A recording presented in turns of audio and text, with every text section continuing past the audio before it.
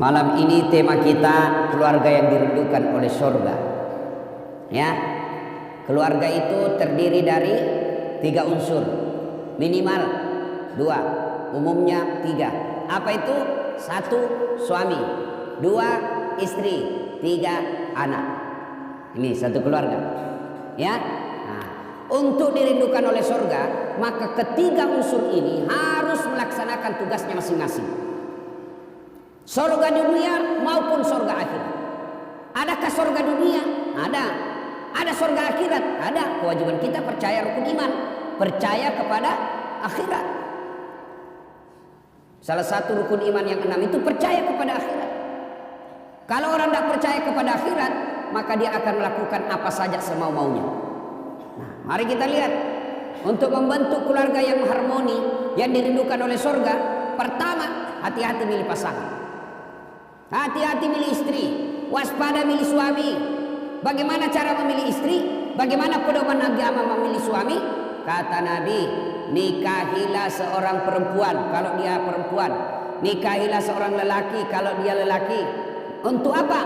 4 hal. Jadi kalau dia laki-laki, nikahi perempuan karena 4 pertimbangan. Kalau dia perempuan, terima laki-laki karena 4 hal. Apa itu?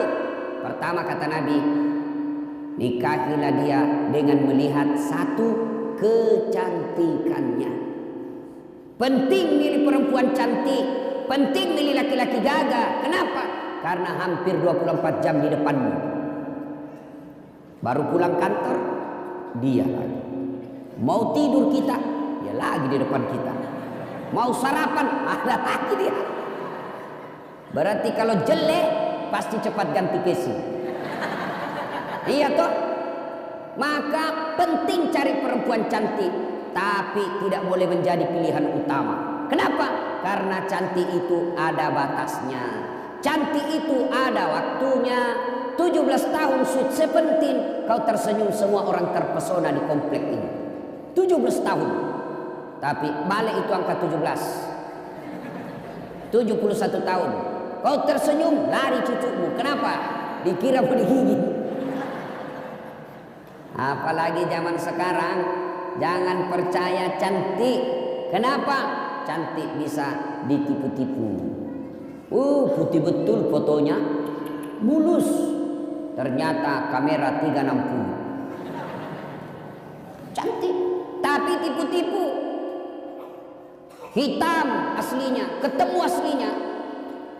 Putih di fotonya, ketemu aslinya hitam. Mukanya putih betul, hitam, lehernya hitam. Jangan percaya, bisa ditipu. Coba lihat sekarang, usia 70 tahun bisa dikasih mudah, nampaknya seperti 50 tahun. Maka cantik penting, tapi tidak boleh menjadi pilihan utama. Kenapa? Karena cantik itu ada batasnya.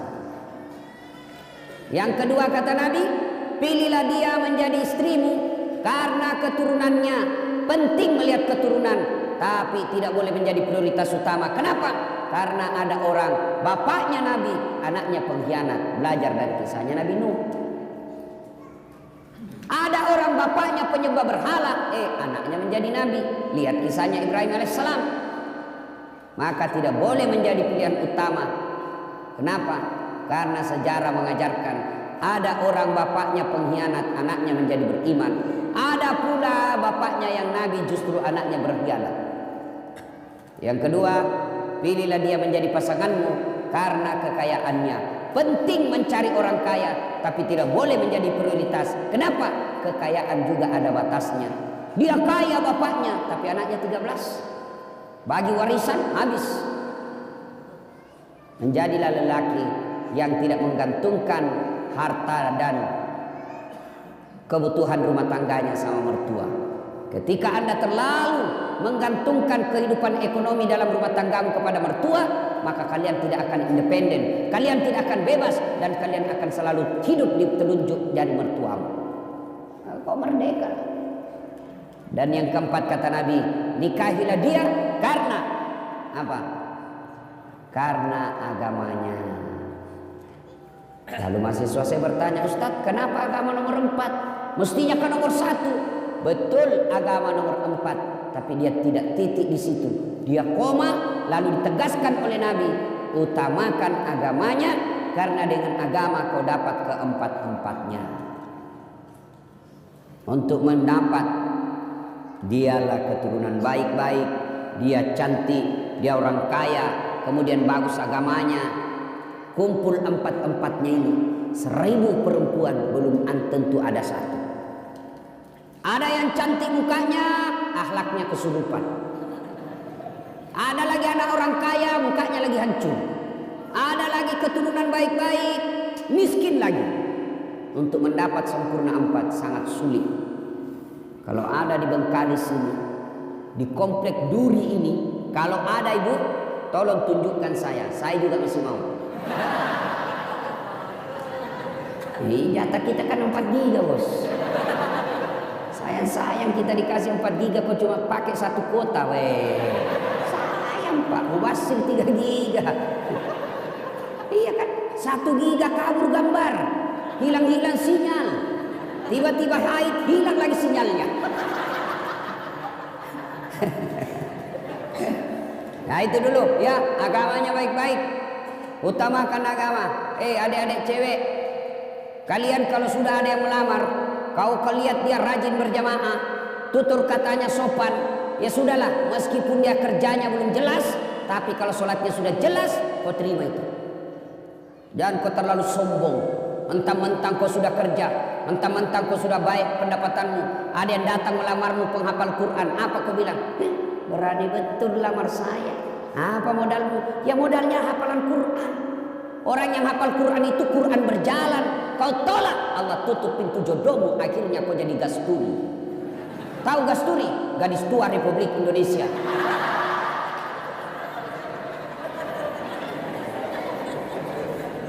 Bapak-bapak, nih bapak-bapak yang punya anak gadis, jika kalian menemukan lelaki yang akhlaknya baik, agamanya baik, kau terlalu takabur dan sombong kalau kau menolak orang-orang yang baik agamanya. Rezeki Allah yang ngatur. Jangan kau jadikan bahwa orang nanti bahagia dalam rumah tangga kalau banyak duitnya. Kalau duit yang membuat orang bahagia, semestinya tidak ada orang kaya yang berantakan keluarganya. Kalau gara-gara duit orang bahagia, mestinya tidak ada orang kaya yang bercerai.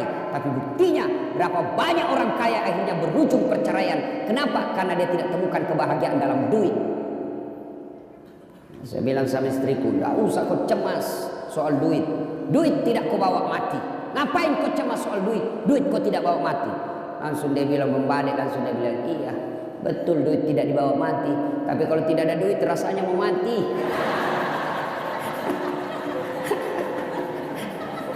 Salatullah salamullah ala toha Rasulillah. Salatullah salamullah ala yasin. Alhamdulillah.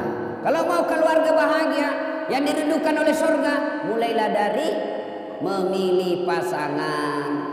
Keturunan baik-baik juga harus kita lihat ya, tapi tidak boleh menjadi prioritas dan menjadi ukuran yang mutlak. Tapi yang kata Nabi, utamakan agamanya. Kalau agamanya baik, meskipun mukanya tidak cantik, tapi akhlaknya yang baik, maka memperbaiki rasa wajah dia. Ya, yang paling sial jelek, keturunan pencopet, akhlaknya hancur, miskin, tak tahu pula ngaji. Nauzubillah min dzalik. Mudah-mudahan tidak ada seperti itu jodoh kita. Pak, ya, kalau ada yang senang anak gadisnya, Pak, tanya agamanya baik atau tidak. Gimana cara melihatnya? Gampang. Mana caranya? Ada anak kita yang senang, panggillah dia jam 5. Nah, kau datanglah jam 5 sore ya. Ya Om, datanglah dia jam 5. Cerita. Masuk maghrib, suruhlah azan.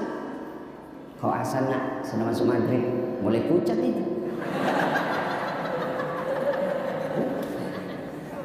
Sudah azan, nah, suruh imam sholat. Nah sekalian kau imam sholat maghrib. Sebentar lagi kau akan menjadi imam bagi anak saya. Saya kau mendengar, gimana kau imam? Kalau dia sudah jadi imam baca Al-Fatihah masih lancar. Begitu surah pendek, langsung dia ambil pilihan paling tepat. Kul huwallah. Sudah perlu mencurigakan itu, Pak. Sayang, seribu sayang, manusia akhir zaman sekarang, kalau ada yang lamar anaknya, langsung dia tanya, di mana kerja? Ada mobilnya enggak? Sudah ada rumahnya? Tidak salah, tapi semua yang Bapak tanyakan itu tidak ada gunanya ketika agamanya tidak beres. Saya ini hampir tiap hari orang curhat. Berapa banyak perempuan yang disengsarakan? Kenapa? Karena suaminya kaya, cakep. Kaya cakep inilah yang kadang-kala kurang ajar. Kenapa? Karena dia pikir saya kaya, banyak duit, siapapun saya mau pasti dia mau sama saya. Karena dia anggap gampang. Maka, bapak-bapak yang punya istri, yang punya suami, lalu punya anak, ada yang lamar anakmu, maka lihat agamanya. Agamanya dulu. Semoga dengan pertimbangan agama, ketika usia senja, anak-anakmu nanti insya Allah mengurusmu ketika dia sudah tua. Tapi kalau agamanya tidak baik, meskipun penghasilnya banyak, rumahnya banyak, mobilnya mewah, kau datang ke rumahnya, dia lebih sayang sama potnya daripada kalian mertuanya. Pecah potnya marah, apa itu bapakmu? Sudah pensiun itu jengkel saja kerjanya. Apa enaknya sudah gitu, Pak? Lebih hormat sama karpetnya yang harga puluhan juta, hanya karena kalian di situ tiba-tiba jatuh gigi palsu. Marahlah dia. Nah, itu kalau dia terlalu kaya tapi tidak baik agamanya, lebih dihargai harta yang ada di rumahnya daripada kehadiran mertua dan orang tuanya. Pilih agamanya. Ya. Nah, itu dulu cara memilihnya. Pegang ini. Adik-adik yang belum menikah, nah itu pegang itu 4. Lihat agamanya, utamakan itu. Bagaimana kami yang sudah punya istri, Ustaz? Nah, Bapak boleh evaluasi ulang. Ya. Kalau berani. Ibu-ibu mau masuk surga, Ibu? Mau, Ibu? Bukan cuma mau surga, dirindukan oleh surga, Ibu. Mulai cemas ibu-ibu. Gimana caranya, Bu? Suruh suami kawin lagi. Langsung sudah banyak jalan menuju surga, Ustaz. Memang banyak, tapi macet. Ini jalur pintas, tidak perlu kau tahajud tiap malam. Kalian sakit hati sih, Ustaz, berat, Ustaz. Memang ibu sakit hati sebab hadiahnya surga. Kalau tidak sakit hati, hadiahnya kipas angin. Nah, ya, berikutnya, suami harus tahu tanggung jawab kepada istri. Istri harus tahu tanggung jawab kepada suami. Anak melaksanakan kewajibannya kepada orang tua melaksanakan kewajibannya kepada anak. Mari, sudah nikah. Pertama, kewajiban istri. Nah, ibu-ibu mau menjadi istri yang soleha? Mau, Ibu? Kenapa cuma 17? Mau, Ibu? Nah, Ibu kalau mau dilaksanakan tugas-tugas istri yang soleha. Istri yang soleha itu selalu saya rumuskan menjadi satu kata. Istri yang soleha, satu kata. Apa itu? Rena. Apa itu Rena, Ustaz? Singkatan dari R E N A H, Rena. Apa itu Rena, Ustaz? Satu, ramah. Maka istri yang soleha bertutur kata yang sopan santun kepada suaminya. Bicaranya santun, ngomongnya sopan, maka itulah istri yang baik. Ibu, ketahuilah, tidak ada suami yang senang ketika dikasari sama istri. Meskipun istrinya lebih banyak penghasilannya, meskipun istrinya lebih tinggi pendidikannya, meskipun istrinya lebih tinggi status sosialnya, tapi suami merasa, saya lakimu, saya suamimu, saya kepala rumah tanggamu, tolong hormati saya. Makanya kadang-kala kalau laki-laki sudah marah, dia kadang-kala bilang, saya tahu uangmu banyak, saya tahu kau orang tua mau orang kaya, saya tahu gajiku tidak seberapa, tapi tolong hargai saya sebagai suamimu. Tuh laki-laki. Maka ibu, kalau kamu dapat kasih sayang suamimu, tolong hormati. Salah satu cara menghormatinya, jangan kau bicara kasar sama suamimu. Alangkah bahagianya seorang suami datang istrinya, datang suaminya cari nafkah, disambut dengan kalimat dan sopan santun. Assalamualaikum kakandaku Arjuna. Waalaikumsalam adindaku Sri Kandi. Bagaimana kabarmu bang selama hari ini? Capek deh, meskipun engkau capek, aku akan membuatmu bahagia di dalam. Silahkan masuk bang. Ini tidak, kita baru pulang muka cemberut. Baru datang suaminya langsung dituju. Dari mana kau terlambat lagi nih? Tadi saya telepon kau tidak aman. Dari mana kau? Bagaimana kita tidak cepat mati? Ya, Bu. Maka ketika kita mendapat istri yang sopan berbicara, itulah surganya dunia. Bapak senang enggak perempuan yang kasar? Mana ada mau Pak?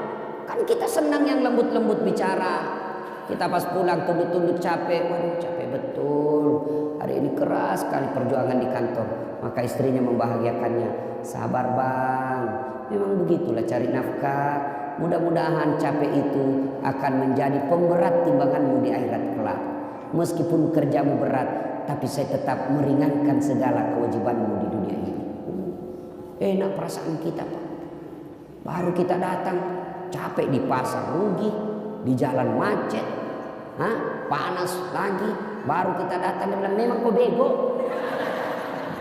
Dagang kau rugi, bawa mobil tabrakan. Enggak ada bego.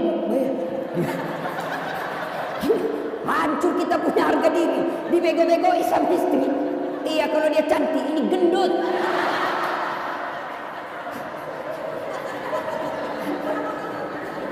Ya. R, ramah. Yang kedua, RE, apa itu? Elok. Istri yang soleha, maka dia berpenampilan cantik dan menarik di depan suaminya. Bayangkanlah istrimu masing-masing.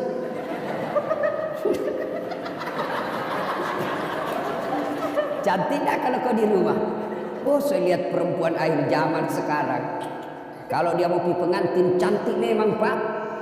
Harumnya itu masih kita 2 meter sudah tercium. Walisnya di racing. Betul. Saya lihat tuh di Facebook perempuan sekarang banyak yang palsu Pak. Alisnya tebal, palsu. Bibirnya merah, palsu. Pipinya kebiru-biruan, palsu. Matanya biru, palsu. Giginya rapi, palsu. Pantatnya gabus. Cantik memang kalau mau pergi pengantin, Masya Allah, cantik betul. Harum, klimis. Tapi kalau mau tidur sama suaminya, la haula wala quwwata illa billah. Kan kita ini membayangkan di kantor capek, berpikir kita di jalan macet, kita berharap mudah-mudahan sampai di rumah kita dilayani dengan baik. Perempuan yang kita akan datangi membuat kita senang. Sampai di rumah dilihat istri di depan rumah pakai daster, kelihatan tali BH, dikasih tahu baru turun kita dari mobil. Istri saya kok kayak gini.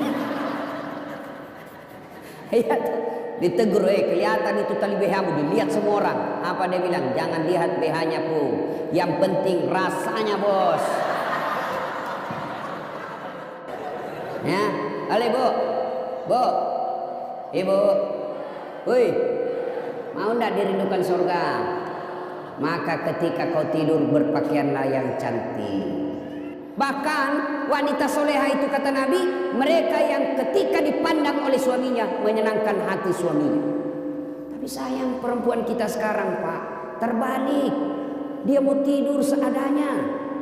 Begitu dia mau keluar rumah mau menyenangkan hati suaminya orang. Berdandan pakai baju baru. Siapa yang cicilkan bajunya?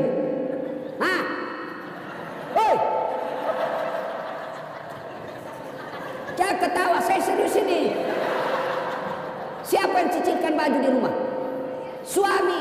Siapa yang belikan kalian baju? Suami. Lalu kenapa kalian ketika mau tidur kalian pakai seadanya? Ini wanita akhir zaman. Mau menyenangkan hati orang ketika mau pesta. mau pergi arisan dia cantik, mau pergi keluar cantik, tapi giliran mau tidur sama suaminya pakaian seadanya. Bukan begitu yang diajarkan oleh Nabi. Pakailah, pakai parfum ketika mau tidur, pakai sikat gigi. Nggak ada parfum, kau cari itu pengharum ruangan.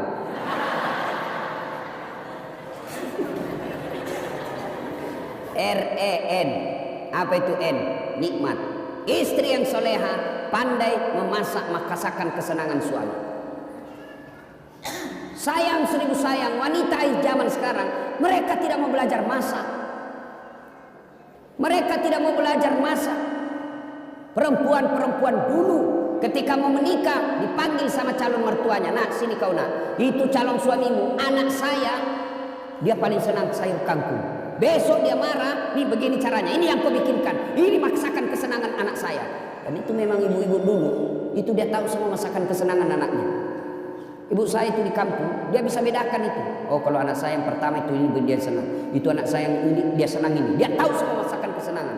Maka istri yang baik, maka dia tahu masakan kesenangan suaminya. Tidak bisa tiap hari, ya sudahlah sekali sebulan. Ketika kau sudah terima honornya suamimu, kau masaklah yang dia senang suamimu. Telepon suamimu, bang, jangan makan di luar, saya masak spesial hari ini buat abangku sayang. Itu kan enak. Kita mau pulang tiba-tiba masuk WhatsApp, bang, jangan makan di luar ya bang, hari ini saya masak spesial buat abangku. Sebut aja mau makan apa hari ini, tenangkan perasaan. Dan itu laki-laki bu, kalau kau SMS begitu, dia kasih lihat sama temannya di kantor. Lihat istriku, istri yang soleha. Iya kan pak? Tapi apa bapak pernah di WhatsApp seperti itu? Paling di WhatsAppnya, jangan lupa singgah telur bang. Masih baik kalau telur, ini pembalut disuruh kita beli pak. Apa ketawa membayangkan diri sendiri?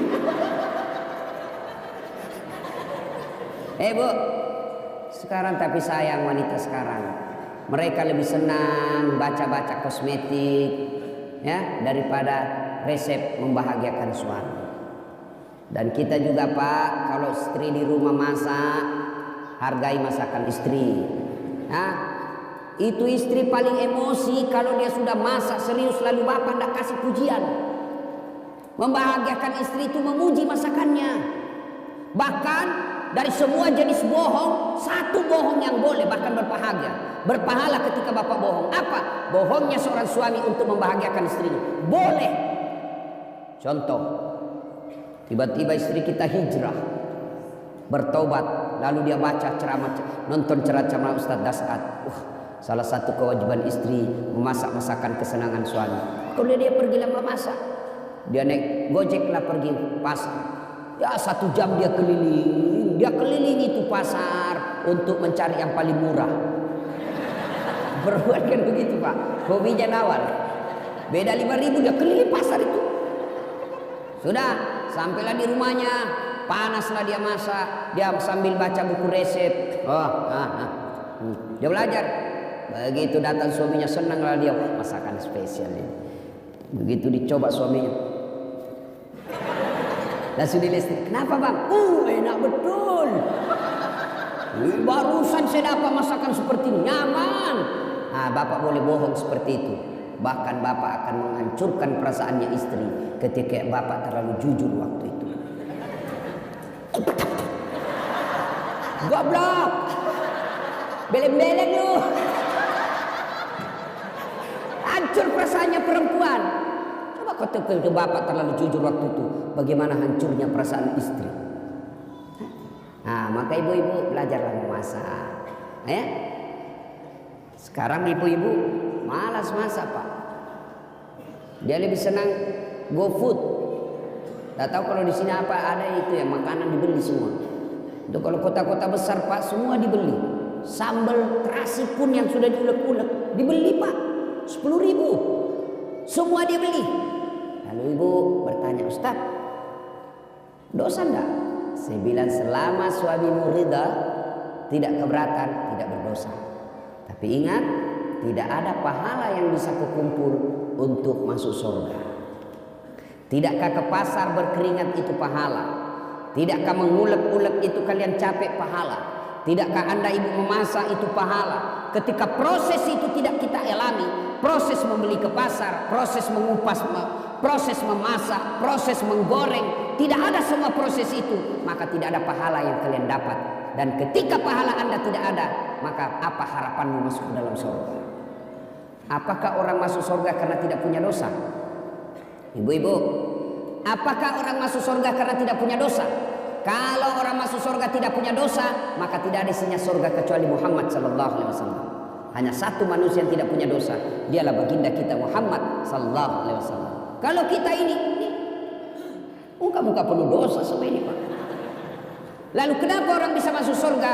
Ketika ditimbang pahalamu dengan keburukan, timbang punya timbang, ternyata lebih banyak pahala kebaikanmu daripada dosamu, akhirnya kau masuk surga. Itu sebabnya. Maka ibu-ibu, memasak adalah pahala. Maka mulai besok masak. Apa hebatnya kalau ibu memasak? Apa hebatnya kalau ibu-ibu memasak di rumah? Satu, jelas halalnya. Ibu masak jelas halalnya. Masakan di luar belum tentu halal. Ayam potong, hati-hati. Banyak ayam potong yang mungkin bangkai. Banyak ayam potong yang mungkin tidak halal. Kenapa? Karena yang memotong bukan orang Islam. Banyak ayam potong barangkali haram. Kenapa? Karena dipotong bukan atas nama Allah. Pernahlah saya melihat orang ayam potong, Pak. Dia potong ayam, tidak dia baca basmalah. Kan itu kalau orang potong ayam satu ekor, satu basmalah. Bismillahirrahmanirrahim. Ambil lagi, bismillahirrahmanirrahim. Ini penjual ayam potong. Dia potong ayam 30, Pak. Dia cuma bilang bismillahirrahmanirrahim kali 30. Tidak boleh, bos. Satu-satu ekor, satu bismillah. Hai Bapak, saudara-saudara sekalian. RENA. Sekarang A. Apa itu A? Anggun. Istri yang soleha, cerdas. Bu-ibu belajar.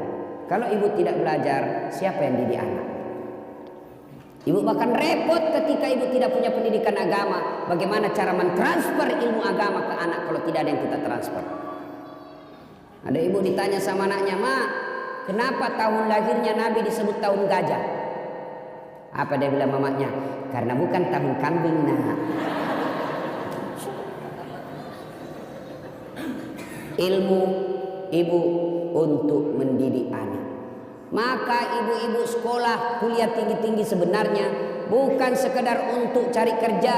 Ibu-ibu jadi dokter, jadi sarjana, jadi magister, bukan sekedarnya untuk status sosial semata, bukan untuk mempermudah dapat kerja, tapi yang lebih utama ilmu yang ibu dapat di kampus, ilmu yang ibu dapat di uni perkuliahan, tujuannya apa? Untuk mendidik anak-anak di rumah. Jangan lagi berkata, "Wah, rugi saya sekolah tinggi-tinggi tidak ada jadi pegawai." Tidak ada ruginya menuntut ilmu. Ilmu yang kita dapatkan di bangku kuliah, insya Allah kita akan tiriskan ke anak-anak kita. Harus belajar. Ibu juga kalau tidak belajar, dibodoh-bodohi sama suami. Suaminya alasan rapat, ternyata pergi merapat. Itu kalau ibu beleng-beleng. Yang kelima, istri yang soleha punya sifat H. Apa itu H? Hemat. Pandai mengatur, memanajemen, mengelola keuangan keluarganya. Karena berapa banyak laki-laki akhirnya berurusan dengan aparat hukum dan dihina dan dipermalukan masuk penjara gara-gara apa? Istrinya tidak mensyukuri penghasilan suami. Apa kek kau sikat di kantor, Pak? Apa kek? Masa ini kita sudah 5 tahun menikah tidak pernah aku belikan saya emas? Malulah suaminya, akhirnya apa? Menyalahgunakan jabatan, ketangkap polisi. Gara-gara apa? Istrinya tidak mensyukuri apa yang Allah berikan kepadanya. Ibu, dengar ini. Semua laki-laki ingin membahagiakan istri. Semua kami laki-laki ingin memberikan apa yang diinginkan oleh istri. Belikan emas, belikan kamar yang baik, kasih sesuatu yang apa yang dia mau, kasih intan berlian. Tapi apa boleh buat? Rezeki dari Allah, bukan kita yang ngatur, tapi Allah. Sama jenis kerjaan kita, sama pekerjaan kita, sama kantor kita, tapi demi Allah rezeki kita masing-masing beda. Ada 3 kewajiban Allah, ada 3 hak Allah yang tidak boleh dicampuri oleh manusia. itu rahasia Allah, itu menjadi hak prerogatif Allah, tidak boleh manusia campuri. 3, apa itu? Jodoh. Ini rahasia Allah. Biar kalian mau sekali, kalau bukan jodoh tidak jalan. Pacaran 11 tahun tidak jodoh, tidak masuk. Tapi kalau jodoh, baru kenal 2 bulan, jodoh ditangkap hansip kasih nikah. 2, ajal. Kalau sudah tiba saatnya, tidak bisa diundur dan tidak bisa dimajukan. Itulah ajal. Yang ketiga, rezeki. Rezeki ini Allah yang ngatur. Bapak ibu tidak usah cemas. Allah yang tentukan rezeki kita. Maka ibu, berapa penghasilan suamimu? Selalulah ucapkan, alhamdulillah. Bang, jangan menghalalkan segala cara bang. Saya istrimu, berapapun yang kau dapat, berapapun yang kau bawa ke rumah, saya ikhlas dan akan menerimanya dengan senang hati. Karena memang itulah rezeki yang Allah sudah tentukan untuk rumah tangga kita. Tenang kita suami. Nah, itulah jadi istri yang soleha. Ibu mau tahu lagi rahasia suami supaya dia tidak marah. Selain hargai dia, jangan bicara kasar, urus anaknya dengan sebaik-baiknya. Karena itulah prestasi terbesarnya seorang suami, anak. Nah, bapak-bapak mau punya istri seperti yang saya jelaskan tadi? Mau? Mau? Nah, bapak juga harus jelaskan tugasnya sebagai suami. Apa tugas sebagai suami? 1, mendidik. Didik istri kita, didik anak-anak kita. Gimana kita mau mendidik istri kalau kita sendiri tidak bisa memberikan teladan? Dan mendidik istri tidak sekedar mengharapkan apa yang didapat di bangku kuliah, tapi mendidiknya harus kita memberikan contoh yang baik. Tidak mungkin istri kita bisa sholat subuh lebih awal kalau suaminya sendiri sudah jam 7 masih tidur. Tidak mungkin istri kita bisa berbicara yang santun kalau kita laki-laki setiap marah kasar ngomongnya. Engkau goblok memang kau. Apa jadi tahu ini segendut hitam, pulang kau di rumahmu. Apa? Sepertilah Rasulullah Muhammad SAW.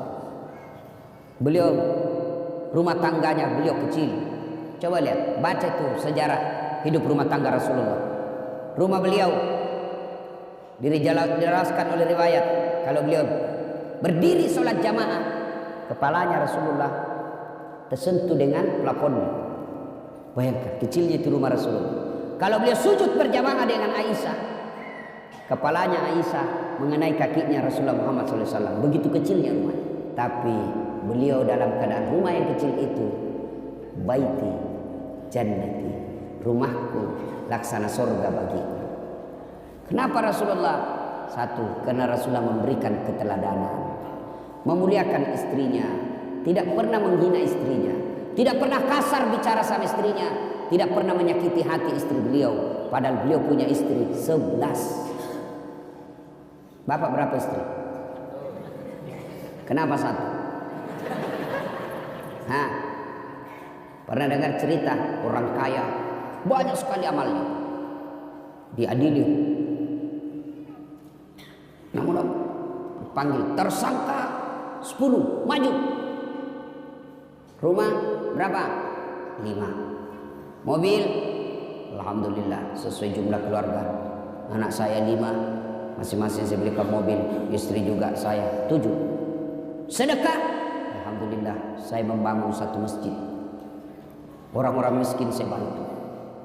Haji, alhamdulillah 2 kali haji. Umroh tiap tahun. Sholat, alhamdulillah 5 waktu saya tunaikan. Sunnah-sunnah pun saya jalankan. Alhamdulillah. Wah, kau rupanya orang baik. Haji, silahkan kau masuk surga. Ah, sudah dia surga. Tinggal beberapa langkah masuk dalam surga, dipanggil kembali sama malaikat. Haji, haji, haji. Tunggu dulu. Kalau lagi malaikat, tunggu dulu. Masih ada 1 pertanyaan yang luput ini. Apa? Berapa istrimu? 1. Weh, kenapa cuma 1? Kau kuat banyak duit. Rumahmu saja 5, mobilmu 7, banyak uangmu. Kenapa 1? Saya takut sama istriku Tuhan. Ini pelanggaran besar. Kau lebih takut sama istrimu daripada Tuhanmu. Ini syirik, masuk ke neraka. Makanya bapak-bapak hati-hati Pak. Marah ibu-ibu di belakang. Bapak saudara-saudara sekalian ya. Nah, kewajiban suami mendidik istri. Lihatlah Rasulullah. Rasulullah itu memberikan keteladanan, lebih banyak memberi contoh daripada jangan ini, lakukan ini. Tidak, Nabi mendidik istrinya dengan memberi contoh. Kalau bapak berkehendak istri rajin sholat, maka bapak beri contoh tidak pernah menelehkan sholat. Kalau bapak mau berharap istri sopan kepada bapak, maka bapak yang lebih utama dulu memberi contoh sopan kepada istri. Rasulullah berapa istrinya? 11. Dari 11 itu Pak, tidak pernah satupun yang mengatakan, nyesal saya menikah sama kamu Muhammad, rugi saya nikah sama kamu, rugi. Tidak. Padahal bapak pun tahu 11. Bapak cuma satu punya istri, menderita lahir batin. Nabi lelaki romantis. Nabi baca itu buku Barsanji. Dijelaskan dalam kitab itu, Nabi sendiri yang jahit pakaiannya, Nabi sendiri yang sediakan sarapannya, Nabi sendiri yang bersihkan tempat tidurnya. Coba bayangkan, Nabi kekasih Allah, manusia paling mulia, yang namanya selalu digandengkan dengan namanya Allah, tidak malu cuci pakaiannya sendiri, menjahit bajunya, membersihkan tempat tidurnya. Mana ada laki-laki seperti itu di sini? Itu Nabi Pak. Kita mentang-mentang baru security, gengsi bersihkan tempat tidur. Tolong hargai saya security.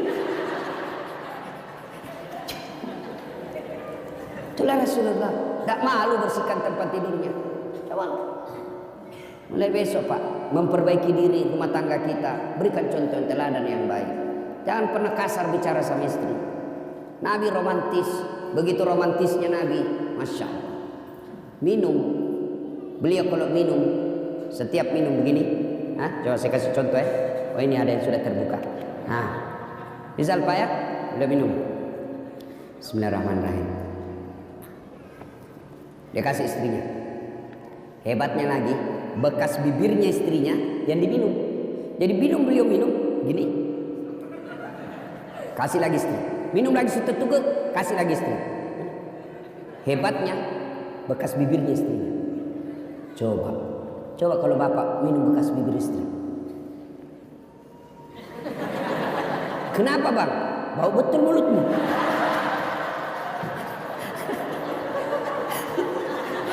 Salatullah salamullah ala toha Rasulillah.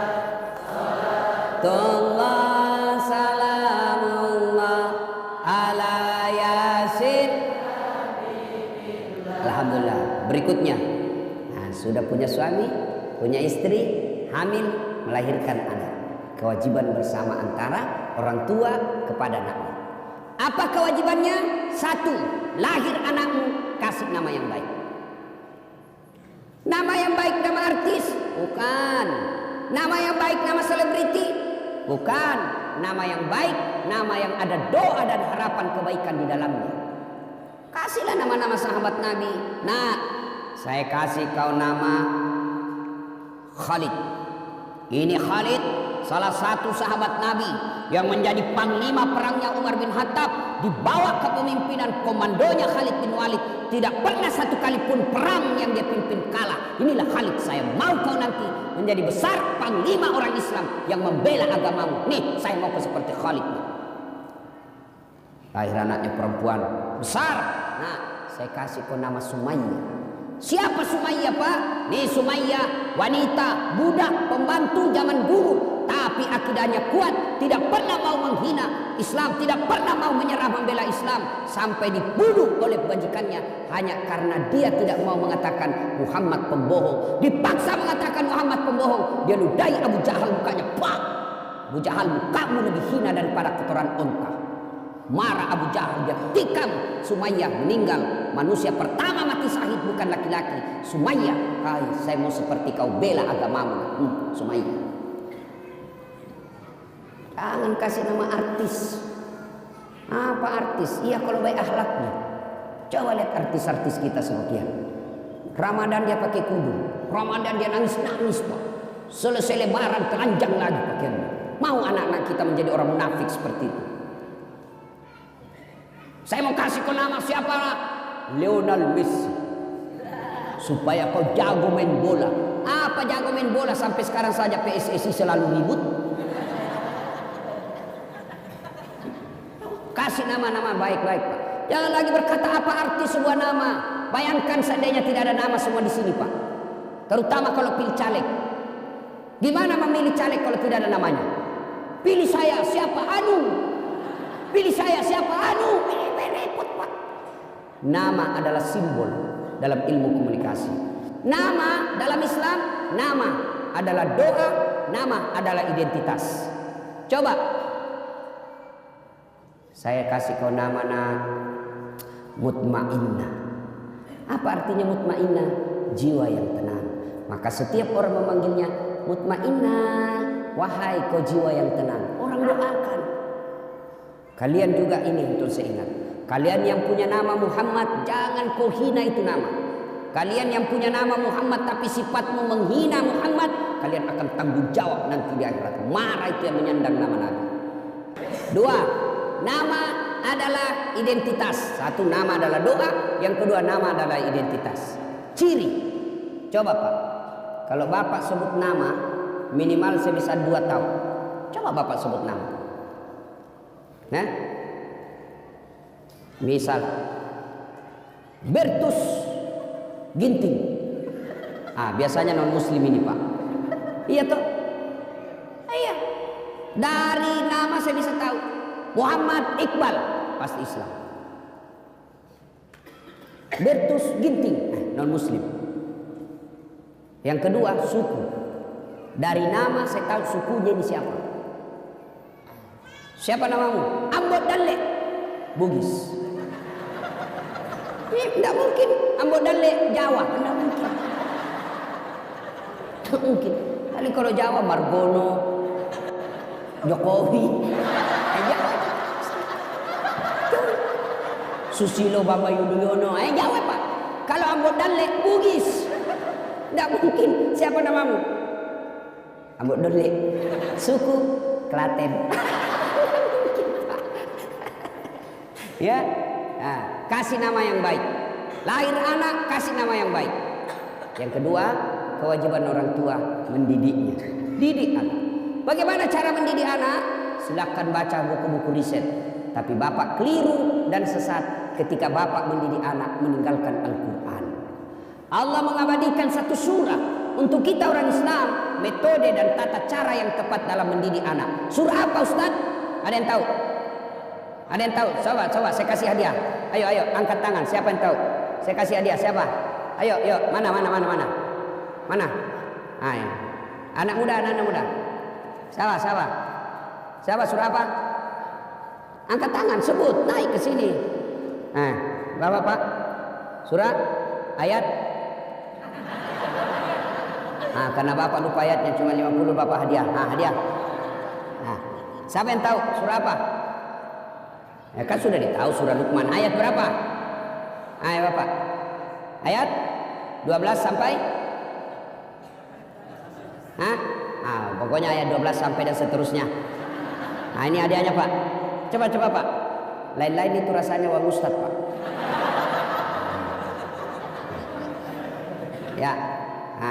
Tabe. Ada anak muda yang bisa? Ya, ada. Surah berapa? Luqman ayat 12 sampai? Kau bukalah. Supaya Bapak berhenti penasaran, buka nanti. Mulai dari surah Luqman ayat 12 dan seterusnya. Bagaimana Al-Quran mendidik anak?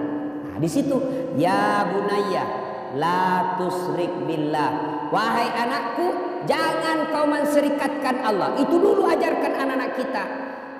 Bagaimana cara mendidik anak yang masih kecil, usia 2 tahun, 3 tahun? Bagaimana cara mendidik anak? Biasanya anak-anak kita senang dengan lagu, maka perkenalkan agama tauhid dengan lagu-lagu. Dengan lagu apa? Lagu Nyomi Rama. Katakan Tuhan itu satu. Itu lagu Nyomi Rama. Kasih lagu-lagu yang Islami. Topi saya bundar, bundar topi saya. Kalau tidak bundar, bukan topi saya. Ya pastilah karena kepala kita bundar. Gantilah itu lagu. Tuhan saya Allah, Allah Tuhan saya. Kalau bukan Allah, bukan Tuhan saya. Itu akidah. Banyak Tuhan. Ada Tuhan Siddhartha Gautama, ada Tuhan Sang Buddha, ada Tuhan Yesus Kristus. Tapi kita orang Islam, Tuhan kita Allah. Tuhan yang saya sebut tadi bukan Tuhan orang Islam. Tuhan kita Allah. Siapa itu Allah? Pencipta alam semesta. Jelas. Ibu-ibu dulu kan bagus-bagus lagunya mendidik anak. Masuk bulan Maulid seperti ini, dia lagu-lagu Maulid. Pada zaman dahulu kala, pada zaman jahiliyah, lahirlah seorang Rasul yang terakhir dan mulia. Anaknya bertanya, siapa ya mak? Nabi terakhir mak. Lanjut lagi nya, Nabi Muhammad namanya. Terus siapa nama ibunya mak? Siti Aminah ibunya. Bapaknya siapa mak? Abdullah nama ayahnya. Di mana tinggal? Di Dumai atau Bangkalis? Madinah tempat tinggalnya. Oh gitu ya mak. Terus gimana lagi dong mak? Setelah dewasa diangkat menjadi Rasul. Siapa yang angkat mak? Vice President atau security?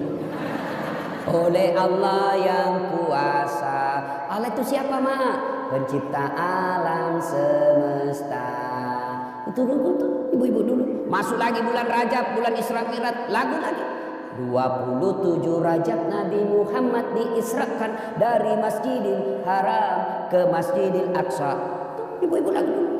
Begitu suaminya sakit-sakit dan tua-tua, dibelai-belai rambutnya sambil menyanyi lagi. Bila Israel.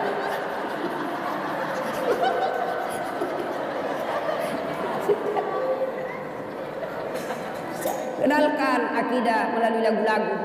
Nabi ketika hijrah dari Makkah ke Madinah, sampai di Madinah kan disambut dengan lagu.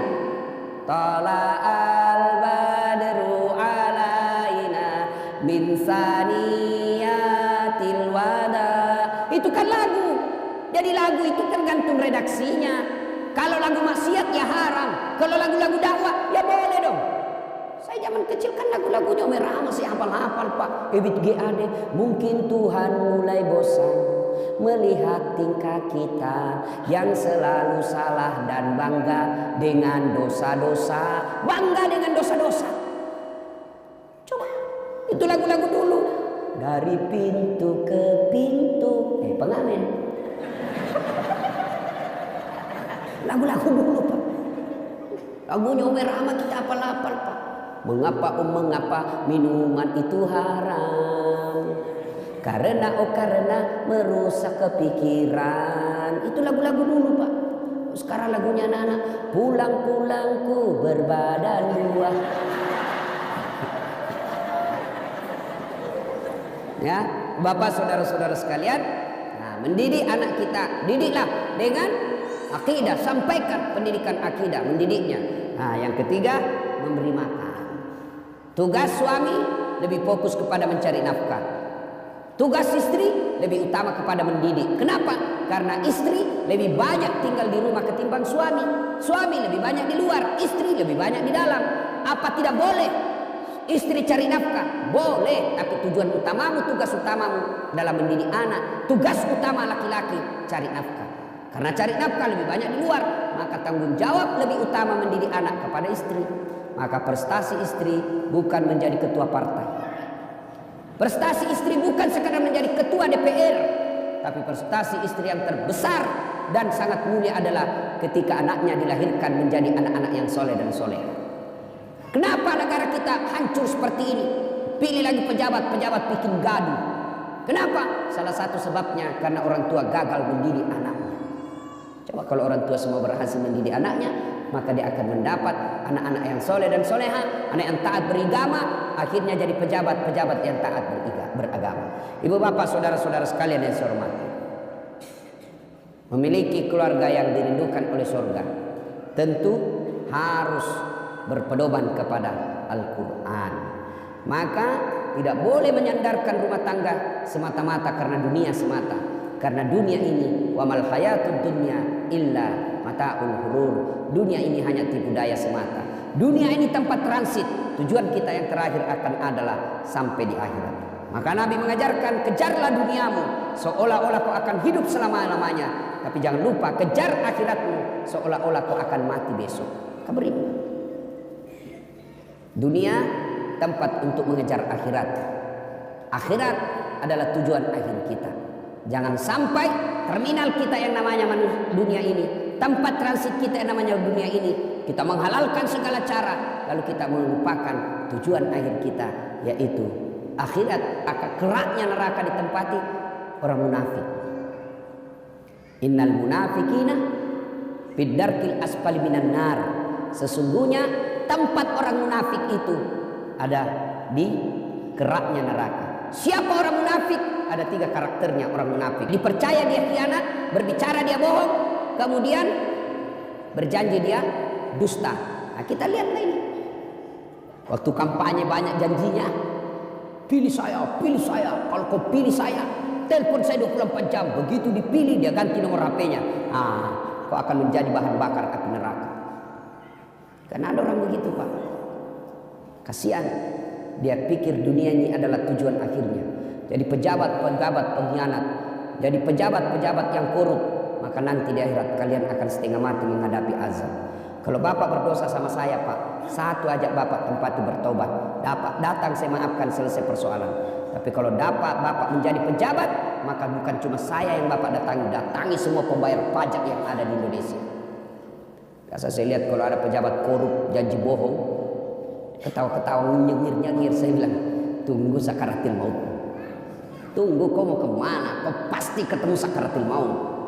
Dan ketika tiba saatnya, kalau dosa kepada Allah, Pak, gampang tobatnya. Saya kalau lihat pejabat yang nakal, bajingan, mengkhianat, saya bilang, kau bikinlah yang kau bikin. Kan Jibril kan pernah bernasihat sama Nabi, Muhammad, lakukan apa yang kamu lakukan, tapi ingat pasti kau mati. Mau kemana? Nah, saya lihat itu pejabat, bikin saja, kau kemana? Pasti kau mati. Itu aja harapan kita, Pak, didoakan dia cepat mati. Tidak usah kita ribut-ribut. Kau mau kemana, Pak? Bapak dosa sama saya, dosa kepada Allah gampang. Andai saja boleh kau memilih dosa, dosa kepada Allah dengan dosa kepada tetanggamu, dosa kepada rakyatmu, lebih kau dosa kepada Allah. Kenapa? Dosa kepada Allah gampang tobatnya, dosa kepada manusia susah tobatnya. Dosa kepada Allah, menyesal, mengakui, tidak ulang, ganti dengan kebaikan, selesai urusannya. Tapi kalau sama manusia, Bapak harus datang minta maaf sama yang Bapak pernah sakiti. Jadi bupati-bupati pengkhianat, seandainya dilihat itu, Pak, tanggung jawabnya sebagai pemimpin, tidak ada orang ikut pilkada, Pak. Susahnya jadi pemimpin, Pak. Di satu kabupaten ada yang menjual khamar dan orang pejabat tahu, maka semua dosa-dosa di situ dia tanggung itu pejabat. Kalau dosa kepada Allah gampang, tapi kalau dosa kepada manusia, Bapak harus datang kepada seluruh rakyat minta maaf. Bukan cuma itu, kalau berkaitan dengan uang negara yang kau salah gunakan, kembalikan itu uang. Selama uang hasil jarahan itu kau ambil, selama itu tobatmu tidak diterima Allah. Dan pada saatnya nanti tiba, kita diadili, disuruh pikul itu mereka yang pernah mencuri uang negara. Misalnya pernah korupsi 2 miliar, disuruh pikul itu, Pak, 2 miliar. Kita lewat, ternyata rumahnya mewah, hasil rampok. 2 miliar, dia bilang sama siswaku, sedikit itu 2 miliar Ustaz, dikantongi aja kalau dolar Singapura. Saya aku bayangkan dolar Singapura, memang aku bisa kantongi 2 miliar dolar Singapura, tapi uang koin. Tak di situ uang koin 2 miliar, berapa karung kopi cilaka. Nah, Ibu Bapak, saudara-saudara sekalian, semoga Allah Subhanahu wa taala menjadikan kita penghuni surga. Surga di dunia dan insya Allah surga di akhirat. Inilah tausiah kita, mudah-mudahan ada manfaat. Terima kasih kepada panitia yang telah berupaya mendatangkan saya berkomunikasi secara kontinu dan tidak henti-hentinya agar saya bisa datang ke tempat ini sehingga saya bisa bertemu dengan Bapak Ibu sekalian. Alhamdulillah senang bisa berjumpa dengan bapak-bapak. Cuma kadang-kala yang membuat saya agak tidak enak mendengarnya kalau begitu dilihat dan bilang, ternyata aslinya kecil. Bilang aslinya gagah. Mudah-mudahan ada manfaat. Sebelum kita akhiri, mari kita berdoa.